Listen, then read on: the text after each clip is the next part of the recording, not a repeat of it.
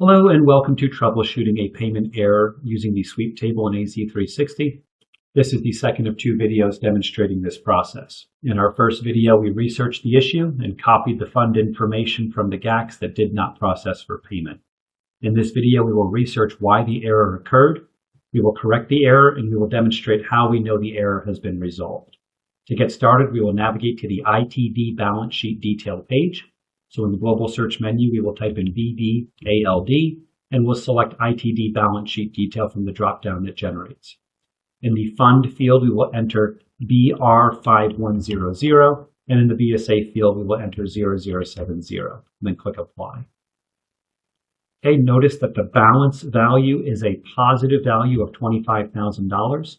It is a common misconception to assume that there are sufficient funds for a payment to process if the cash on deposit with Treasurer or BSA 0070 has a positive balance. To properly determine if there is sufficient cash on hand to allow a payment to process, users need to factor in all outstanding payments by completing the following steps. First, we will remove BSA 0070 from the field and click Apply again. This will reveal all BSAs associated with Fund BR5100. We will then add the following BSAs together to determine the total amount outstanding. Okay, so first we will go ahead and take BSA 1011 for payment outstandings in the negative amount of negative $7,912. We will add that to BSA 1012, ACH payments outstanding, in this case $0. And then lastly, we will add that to BSA 1211, claims payable, in the amount of negative $37,724.95. So taken all together, our total amount outstanding is negative $45,000, $636.95. This amount exceeds BSA 0070 balance of $25,000, and the payment failed to process as a result. Notice the shortfall of $20,000, $636.95. Okay. Keep in mind we utilize the BBALD table to find the shortfall in this scenario. The scenario detailed in the AZ360 Financial Investment Accounting Training Manual utilizes the cash balance detail or CBALDQ table and will provide users with the same result. To resolve this issue, we need to navigate to the sweep table and increase the required balance for the day.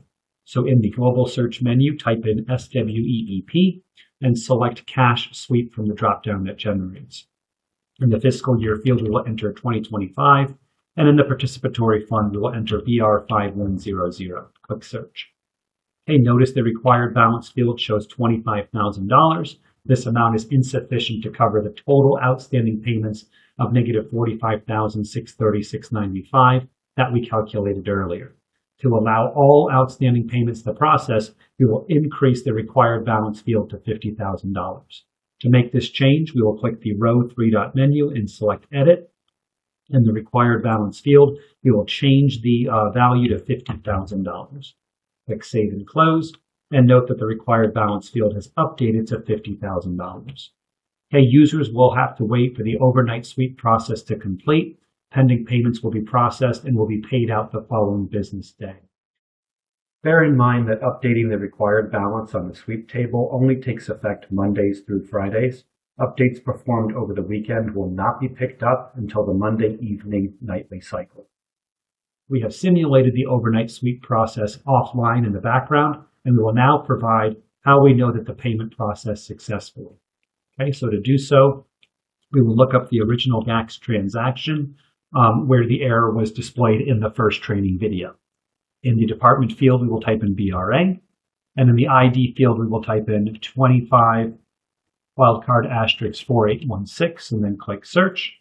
We will click the ID hyperlink to open the GACS in question, and then we will navigate to the Header tab, Open Close Details section. We will see that the closed amount has now updated to the full amount of the GACS, the $37,724.95. There is a close date of 11/07/2024, and the open amount is showing 0. We will keep this closed date in mind as we will reference that later in this training video. Okay.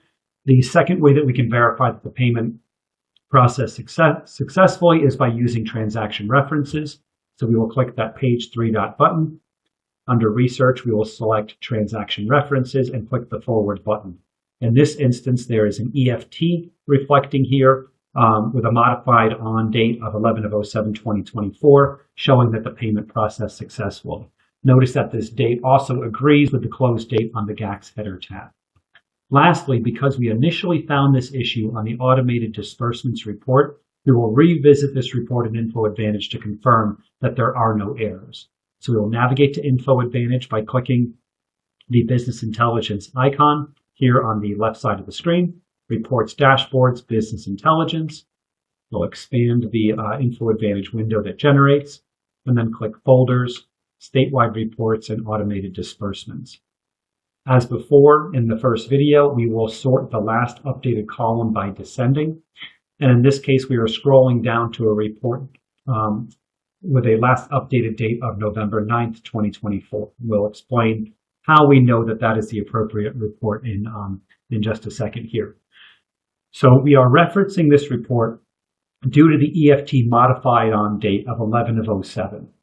Updates performed in AZ360 will affect the report title the following business day. So in this case, 11/08.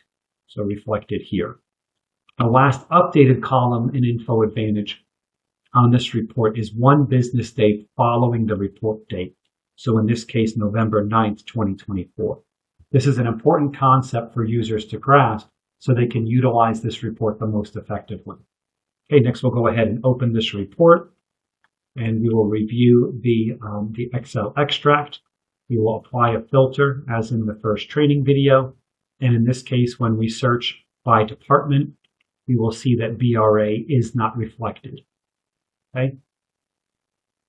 This means that as of 11/08/2024, there were no BRA payments that failed to process.